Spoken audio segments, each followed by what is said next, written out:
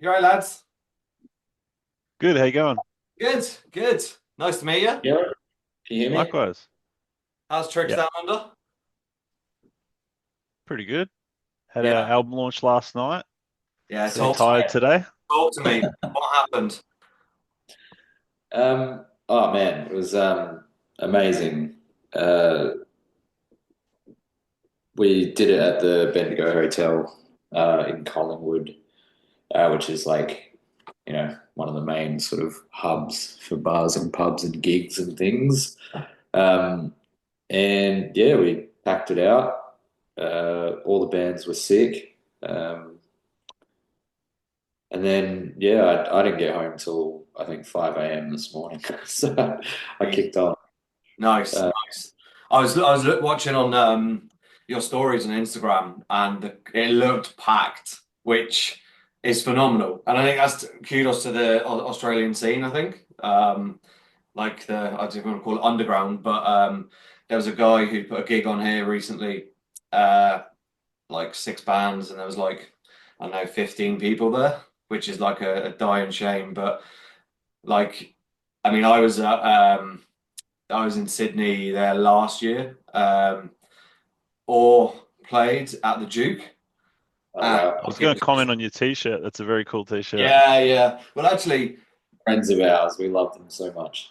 well, we'll talk about merch in a minute, actually, or your merch. But yeah, like the reason I like started to discover loads of Australian bands was through Awe. So we got sent their promo and loved it. And then I was just like, I need to hear more what's going on in Australia because I think was it you I was talking to, Nathan? I was saying like it's such a hidden gem of bands in Australia. Like Mm. obviously you've got the big ones like AC/DC, Parkway Drive, and that, but I think this sort of music is totally untapped, and that's what I'm trying to do is trying to spread a bit of love for the bands like you guys. And I mean, you've only been together like as a band, like what, 6 years, something like that? I don't No, think it's it's even that long. 24. Really? 2021. Yeah, September. Oh, So we, sorry, yeah, it's 25, yeah, not 26, yeah. yeah, so we're in our fourth year, which is still pretty crazy. Like time flies. Like so much has happened. You know, band members changing, uh, a couple of releases, an EP, an album. Um, yeah, it doesn't feel like 4 years sometimes, but sometimes it really does. So yeah, I would say finally getting Inertia Cult out now was a huge thing for you guys. Like you said, you dropped EPs and you've probably been touring your ass off, playing in any way you can, and to finally get an album out, which also got such a big support from the Australian scene as well, was fantastic. It's been really great. I mean, you said before playing shows to 15 people, like we definitely have done that many times as well. Last night was pretty special for us because yeah, it was, I think we got close to a sellout, if not a sellout. I'm not quite sure yet, but Nice. yeah. So yeah, it's been a long time coming to get the album out. We recorded it over a year ago. Right. And just how these things work, just waiting for the right time. The label had some stuff they needed to put out first, which is fine. So yeah, for us, it feels like something that we've been sort of sitting with for a long time to just sort of finally release, but it's kind of invigorating to see other people see it as something new, whereas we saw it as something new kind of a year ago. Yeah, So yeah, yeah. it's been good. Have you listened back? Like obviously it was finished, and you have to go through mastering, mixing, etc., etc. Do you ever like have you listened to it since and have you gone, why did we do that? Or could we have changed X, Y, and Z? Every single time. I Yeah. always like I go through. So when we finished it, the mastering was done probably in April last year. It was all very quick. We got it all done very, very quick, and through connections of ours and things like that. Um, and yeah, like I've probably listened to it, 100 times between then and releasing it, and every single time I'm like, oh, I could have done a different vocal pattern here, or I could have layered it differently, or I could have done a better job, like a better take. But it is what it is at this point. It's cool that it's kind of like pretty raw, and um, we didn't fuck around with it too much. We just did our parts, and we were like, "Yeah, that's how it sounds." And you, Ben? Yeah, I mean, same. It's kind of a cliche. I think everyone says this, but it's just a moment in time, right? And Yeah. we've had another year's worth of growth since then. Um, but at least now I think, even performing the songs, we're tighter, we're more energetic on stage, So um, even those songs I think have come to life more now live than even when we recorded them on the album. Yeah.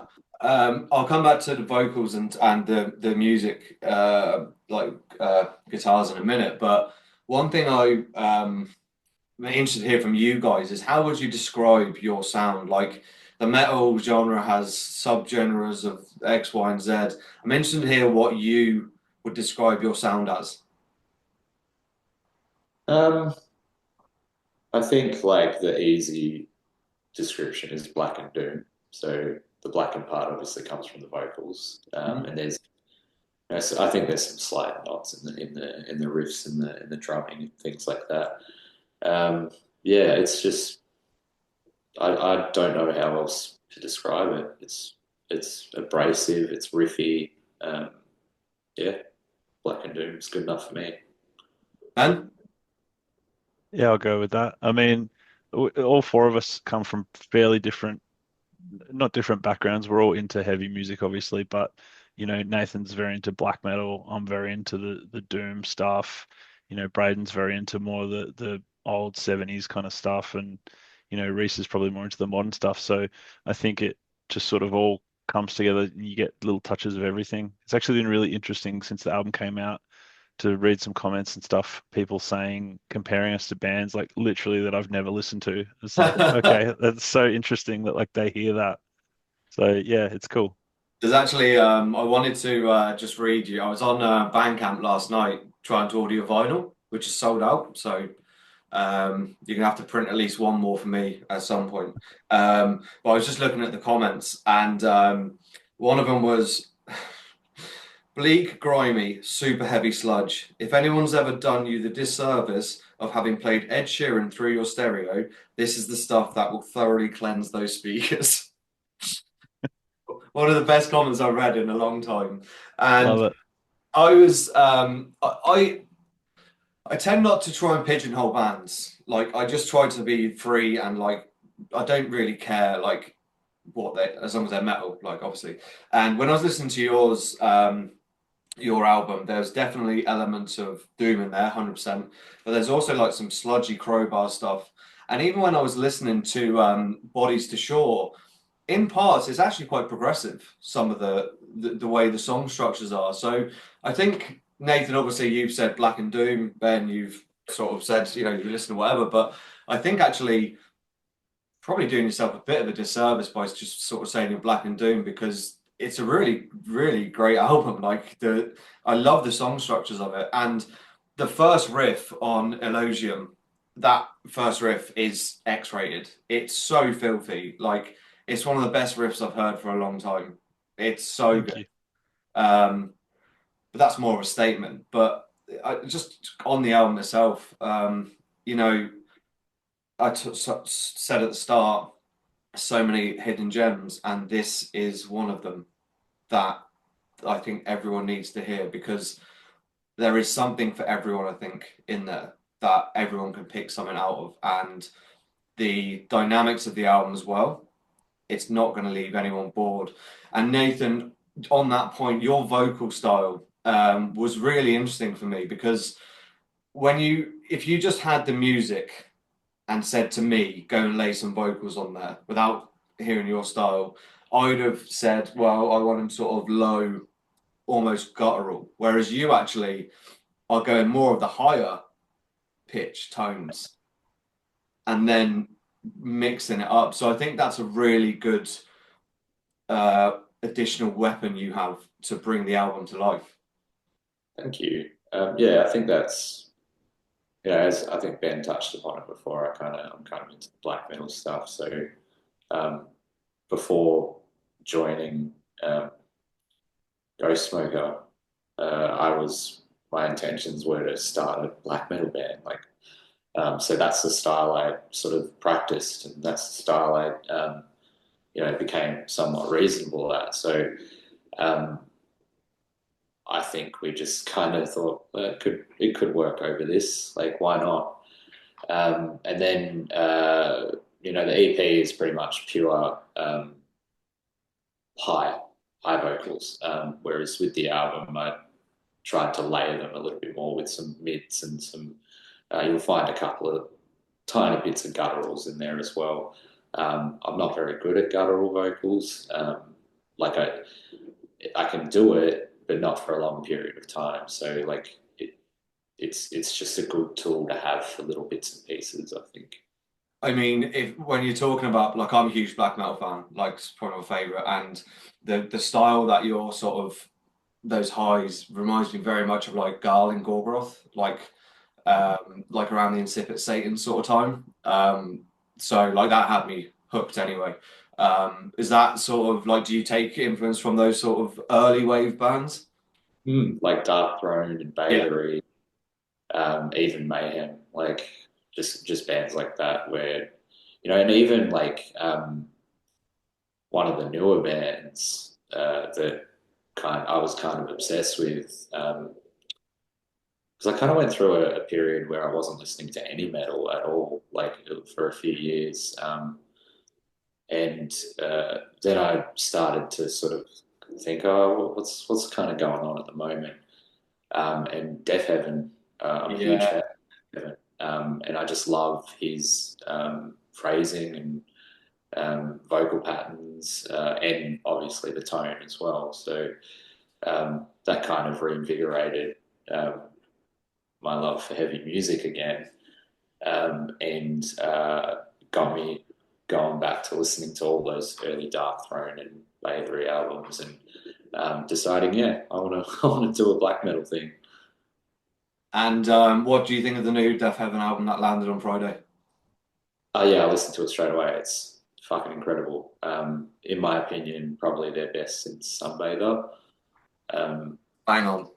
yeah, not the last album with the clean singing. I didn't really get much into that. Yeah. Nothing against like wanting to do something different, um, but it was such a departure from like some really incredible albums. And I will tell anyone who will listen to go listen to Sunbather as like one of the sort of quintessential sort of black gaze um, albums, records, if you will. But yeah, new album, sick. Fucking Yeah. love it. We reviewed it on the show, and my question was, is it as good as Sunbather? And yeah, I actually think it is just as good as Sunbather. Um, Yeah, I would agree. Like it's hard to yeah, it is. correctly say, like, because that's such an important album to me. Like, if I didn't have so much nostalgia for it, maybe. Yeah. But it's definitely the best since Sunbather, But it's for like sure. Ben said though, like that was a moment in time, and bands progress. And like you were saying, Infinite Granite was whether you loved it or hated it. It was a bit of a Marmite one, but coming back to that. But anyway, that's Deafheaven aside. Ben, from your side, then, like you said, you obviously listen to different types. What's your sort of go-to? I have you down. If I was to guess, I'd have you down as a big Dillinger fan. Yep, huge Yeah. Dillinger fan. Yep, they were my favorite band for a few years. But like for this band, it's Conan. They're like number one for me. So Oh yeah, we no. got to open Conan, yeah. So we got to open for them and Paul Bearer a couple of weeks ago, which was pretty Sweet. yeah, pretty much dream come true for me. I don't know where I go from here.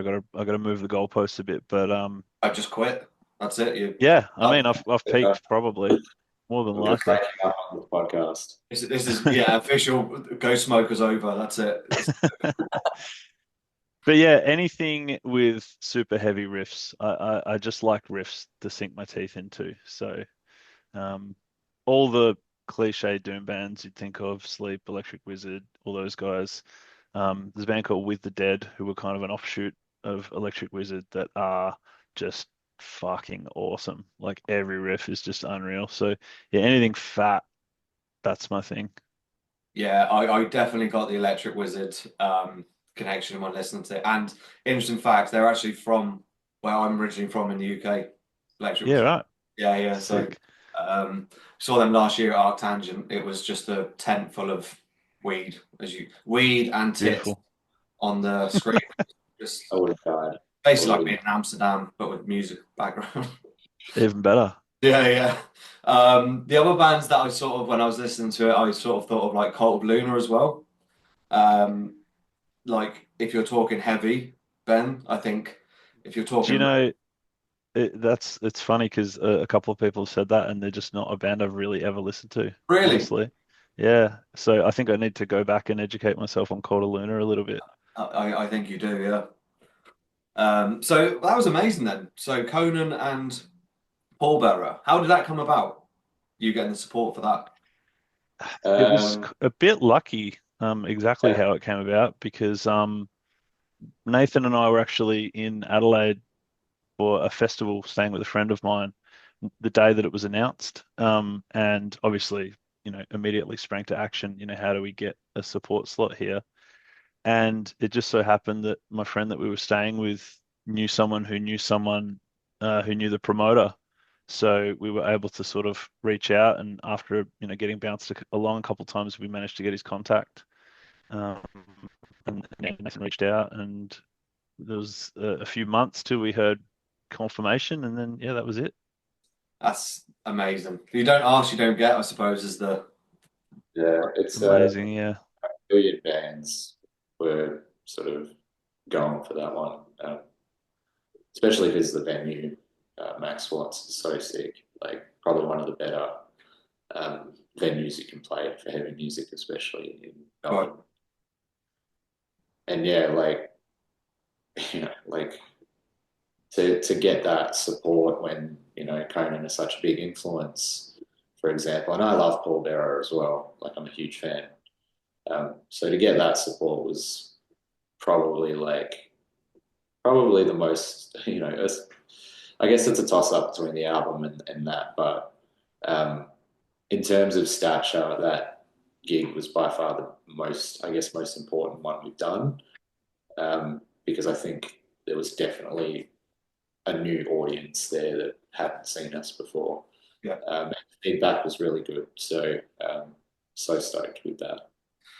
Is it sort of in that regard, is it sort of like a validation piece for you guys in the band and the work you've done to like say not to be big headed about it, but to be, we've worked hard to get where we are and we're supporting, two of your favorite bands. Is that like a real nice feeling for you guys? Yeah, it was something that like I never really thought would happen. This whole band has just it was never meant to be anything. It's just kept sort of growing and growing slowly. It's not been anything overnight or anything, but um, yeah, immensely satisfying. The kind of thing where I'm like, you know, you think about your life in whole, and it's like, you can earn money, whatever, who cares, but you can't buy something like that that means that much to you personally. So yeah, certainly not taking it lightly. And Yeah. sorry, go on, Nathan. No, I just wanted to add. I think Ben said it. I can't remember when you said it, but I think we really had to remind ourselves that we like earned that opportunity and we deserve to be there. Yeah. And yeah, that was just so important to keep reminding ourselves about that because you get a little bit like uh, I don't know, like excited and like, oh my God, this is so sick. But like, also you want to be, professional and, put on a fucking sick show. So you just got to bring yourself back down to earth a little bit. Yeah, it's great. And the point you made there about earning it is 100%. I was speaking to Matt from King Parrot there when they played Dublin, supporting Pantera, and I was saying to them like, as a success story for a grindcore band in Australia to make it out side of Australia and to tour with like certainly one of my favorite bands growing up. And now they're doing the US tour with them as well. Um, I was saying like, is it just to pinch yourself? And he said, well, yeah, but at the same time, we have worked bloody hard. Like like you guys, you know, they just tour all the time, like when they get a chance. So it certainly wasn't to take anything away from you guys, but I was just sort of saying it must be a good feeling to have that you know, the hard work pays off. 100%. And so you guys from Melbourne, right? Melbourne, whatever, potato potato. What's the scene like down there in terms of metal? Because like I said, I went to Sydney, fairly big there. I was in Frankie's, which is now gone. That's the best pizza I've ever had in my life, by the way. Oh, You should, yeah, consider yourself lucky you got to see it before it closed. It's yeah, really lucky. amazing venue. There's nothing else out there like Frankie's. It was the best. Yeah, it really was. It was just really weird, sort of like the layout of it all, but just incredible place.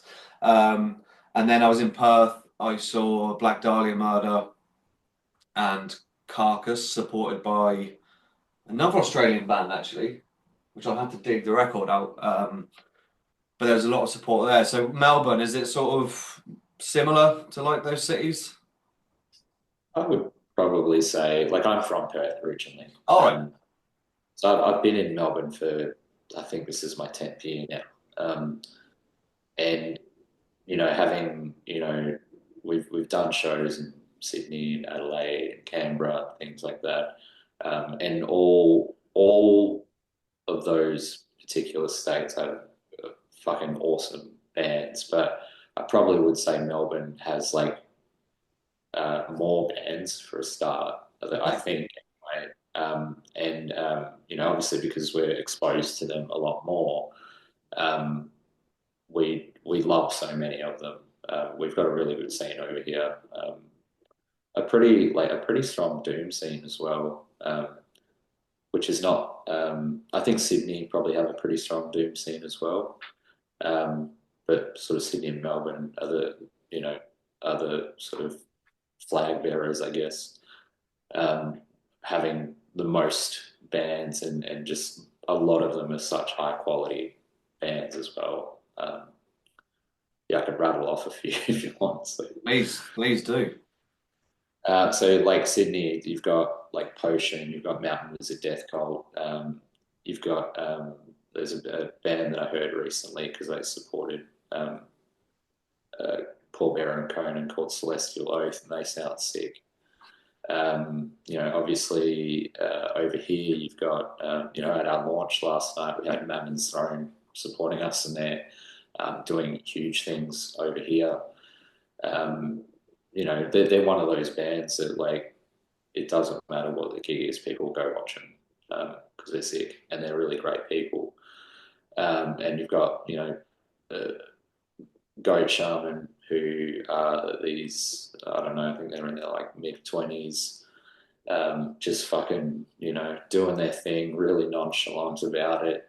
But their songs, they're fucking incredible. Like, and you've got, the old sort of guard of the sort of doom metal, like White Horse, for example, who, they've been a bit quiet lately, but like I think last year and the year before they were going pretty hard at it. Um, and bands like This You Are, and um, I'm sure there's more, but just Yeah, heaps of bands. like probably not in the Doom, but like We Lost the Sea as well, who Yeah, who I yeah. got to see in Sydney when I was there, which was just fantastic. Um, yeah, I was gonna say, like there must be something in the water in Australia because the sludge and doom sort of seems to be very popular amongst the underground scene. And you mentioned Mountain was a death cult there, who I actually went was in Frankie's with Chris and uh, the drummer Lachlan. Um, so that's one. Also, Yano Mamo. You've got or obviously Low as well. Like there's all that sort of, and what I find really amusing is there's a lot of trading between bands, or there's always like someone plays for someone, or someone's playing for this band and that band, and things like that. So it's a really nice community to have, obviously.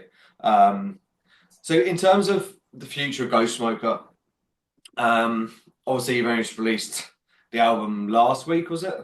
Yeah, Yeah, just last over. week. And the feedback you've got from people, be it online, face to face, how has it been? Overwhelming. That's the only way I can put it.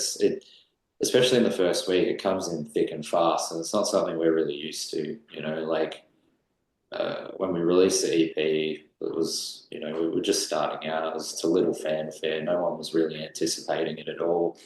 And that got some really solid feedback. But when we released the album, we, had Lachlan from Artist Catharsis, who's the label that we released it on.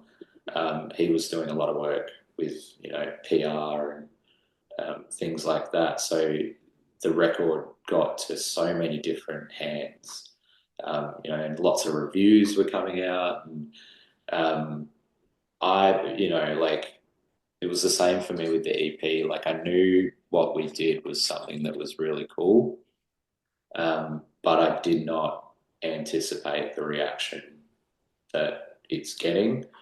And I'm the sort of person. So I run most of our social media stuff. I'm the sort of person who feels like I have to respond to everybody. I don't like leaving things, especially if they've taken the time to listen Yeah, yeah. and give us that feedback. So I found it real overwhelming to be responding to so many people, like comments and messages and things of that, just saying how much they enjoyed the album. Um, yeah, it was awesome. It's a really awesome feeling to release something that people resonate with and like legitimately love. Did it land in many European hands? I'm interested to know, like, because Australia obviously is your home and there's a big uh, culture there of it. But like I said, trying to get it out into Europe and heard around the world, did it get many places outside? Yeah, it did. So most of the reviews we've got are from European sites, actually. Cool. Um, I think while we were sound checking last night, I picked up my phone and there was some black metal, like actual print magazine we saw. Like someone sent a screenshot of it, No way. um, and it was all in like German, and we had Oh, to uh, had to translate it, but it was positive. Like it was a positive review. Yeah, definitely a lot of hands in Europe got it, and I think that's by design with Lachlan being at the helm of trying to get it through PR agencies and things like that. Just make sure that because you never know if we it's something we would love to do is go to Europe and tour and play shows and stuff. So getting our name out there with our first big release is was a priority. well, Lachlan didn't do very well because it didn't land up in my mailbox, so he's obviously missed a trick there. We'll I'll give him make the it feedback. You do give him feedback, yeah, yeah. show you this so I can go just skip to and have a listen. Yeah, yeah.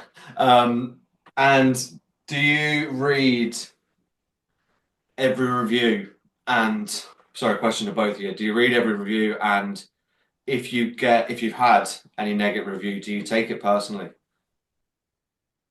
you want to go first, Ben? Uh, Nathan tends to get them because he does get the social media, he runs all that stuff and the email and stuff like that. So he'll flick them through to us. So I'll read the ones that he sends through. Um, they've been fairly positive. You do come across some funny, I don't know, I kind of find it funny. There was a post on Reddit talking about it, and most people were super nice about it. That someone just wrote "sucks," just one word, and I was like, I just laugh. Like, Very well. yeah, stuff like that is amusing. I don't know. I think you got to take it with a bit of a grain of salt for both as well. Right? Like, it's not going to appeal to everybody. It's very extreme music. And even within, as you were talking about before, subgenres and stuff, within metal, like metalheads love to hate certain subgenres and love other subgenres. So I think all I try and focus on is, do I like it? Do we like it? Are we proud of it? And if the answer to that is yes, then, that's fine. People can hate it for all I care. It's all right. The problem, and that person is a prime example of this, right? So him just writing sucks. He may have listened to one song, right? And this is the unfortunate thing with streaming now. So back in the day, I always tell this story. I remember when I was young, I was in HMV and I found the Berserker, the Australian, and just from the album cover, I was like, "Right, I'm gonna buy that." It was the heaviest thing I've ever heard in my life, but you have to live with it.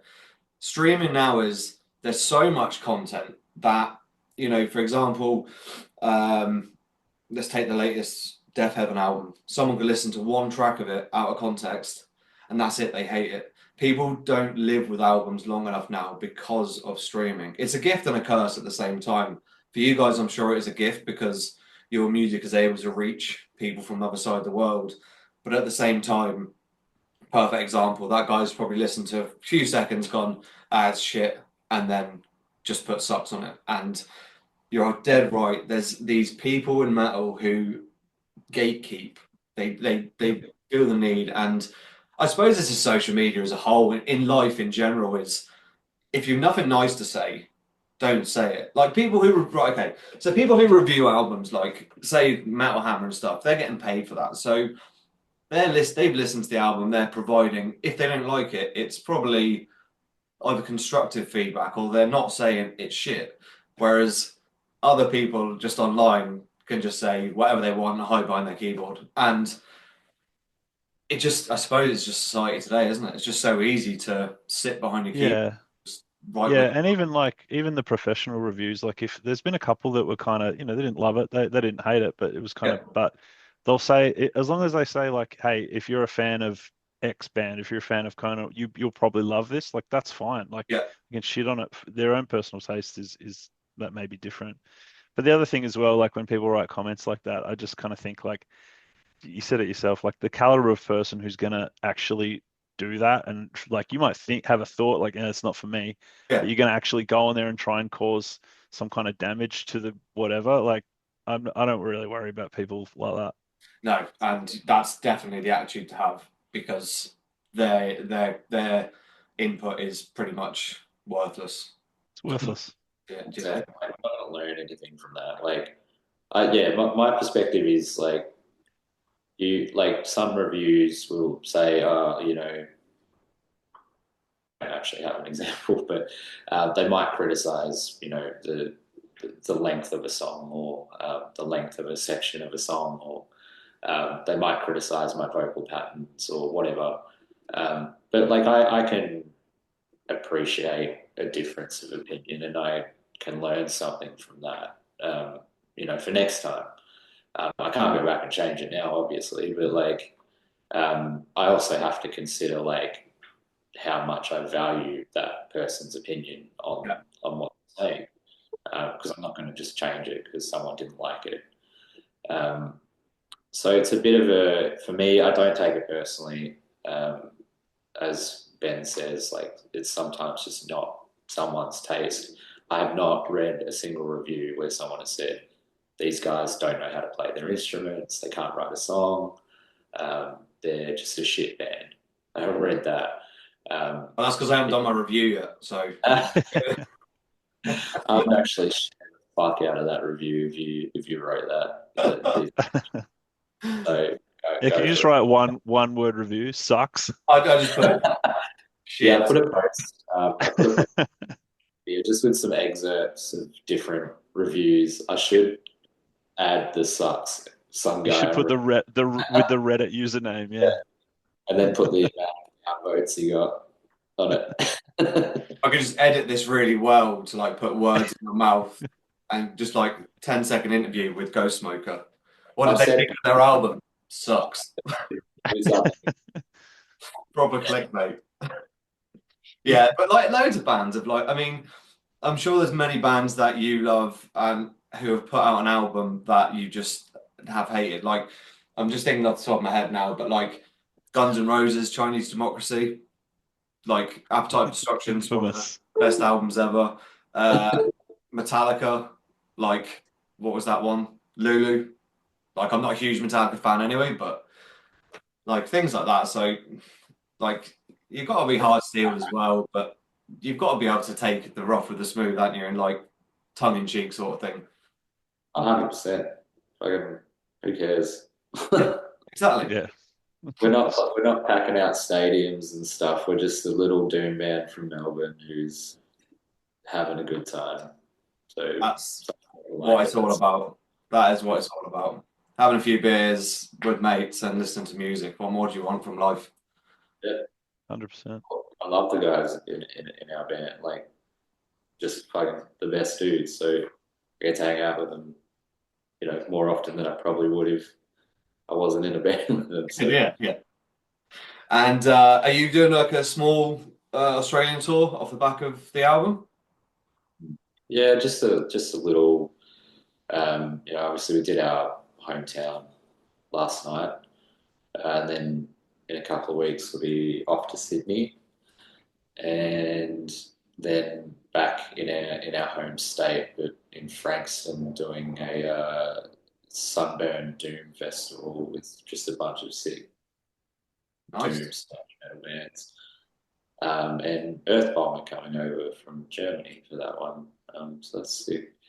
And then we'll finish it off in Adelaide in May. So it's just a really small run, but I think that's just because we've got a couple of festivals later in the year in Cool. Sydney and Adelaide again. Not Sydney and Adelaide, Brisbane and Adelaide. So we'll get to go to Brisbane for the first time um, as well. So we'll be very busy. Nice. What festivals you used to have? What was the big one you had in Sydney? Like Rammstein headlined it one year. Big Day Out or Soundwave. Big Day Out, that's it, yeah. And nowadays you're getting the Slipknot tour. Is it Oh, the Knotfest? get good things as well. It's a festival with alternative bands. It's not purely metal or anything, but they'll have a couple on there. Yeah. Good things is probably more nostalgia, right? Like Sum Yeah. 41, Green Day, Oh, Slayer. Just a really good mix there. I saw there Um, was one at a brewery up north somewhere, and they had that. What's it called? Froth and Fury. Is that the one you saw? Yes. They Yeah, had we that went to that last year. We didn't stupid, play. Yeah, stupid pirate band headlining. but Like, like who was that? Was it Ailstorm? yeah. Yeah, that wasn't the year. Ben and I actually went to a Froth and Fury in Adelaide last year, was it? Yeah. Yeah, Fear Factory played, and Oh, it was so sick. Um, but we didn't play it. We just wanted to go see Fear Factory. I think what did you think of the new singer? yeah, we saw them already in Melbourne, like not long beforehand. Right. Like I'm talking like was it less than a year beforehand? Yeah, Um, they came out with Machine Head. yeah, Oh, that was a jeez. good Yeah, gig. that was a good show. What a Yeah, the new singer, I think he's great. Like, yeah. Your eyes, it's except you amazing. slightly hear cracks a little bit sometimes, but like he really does such a sick job, and like at Froth and Fury being an outdoor festival, like yeah, it was so sick, so good. Yeah. I must I think we're heading back next year to Australia maybe, so I might try and line up a few gigs on them around there. The problem is it's like so far to get everywhere. Like Perth's like a Yeah, Yeah. 5 hour flight. It's insane. Like Perth to Sydney, it's insane. Um, but I absolutely love it. Like I love out in Australia. I'm convinced I should have been born there. Um, just love everything about it. Anyway, new album in the works. I'm sure you've got loads of stuff on hard drives or whatever. Uh, yes and no. We've been pretty busy in the last couple of months in the lead up to this, because we did like the single launch shows and getting ready for this, getting ready for Conan and Paul Bearer. So most of, I think, our energy has been sort of into prepping for the album launch, but we have been writing some stuff, not a whole lot yet, probably like a couple of songs, but yeah, definitely keen to just keep riding this momentum and putting something else out, and yeah, keep growing it. Nathan? Yeah, what Ben said. So there's some, he's come in with some fucking really sick riffs, and like, so basically the way we write is Ben writes the skeleton of the song first. So he goes and does his thing with guitars, and then we'll add our things, and there'll be tweaks and things like that along the way. So he's come in with some like really fucking sick, like from what I heard, pretty fleshed out songs. Like they're structured, and I'm really excited to sink my teeth into it. Like I sometimes really do jump the gun with it and start fucking before any other instruments are down. I'm like straight into the vocal patterns and things like that.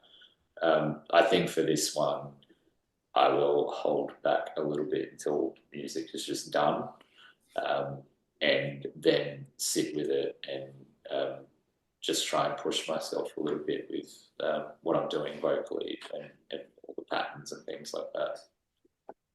Nice. Final question then. Merch. As I said, I was on Bandcamp yesterday. The vinyl was to 150, I think. So that was it. Yeah. Sold out like straight away. So, are you going to do another run, or is there somewhere else I can get one in Europe, or what? So I think you may have been trying to get a copy of the EP. No. Um, I think there's probably, if I recall, so we do have Inertia Cult shipping from Europe. I think it's Lithuania. I think there's probably about 6 copies of the red. I don't know how many copies of the blue there are. So yeah, maybe I'm wrong. I haven't looked in a few days. So I will. Yeah, I was on there last night. I could be. I could.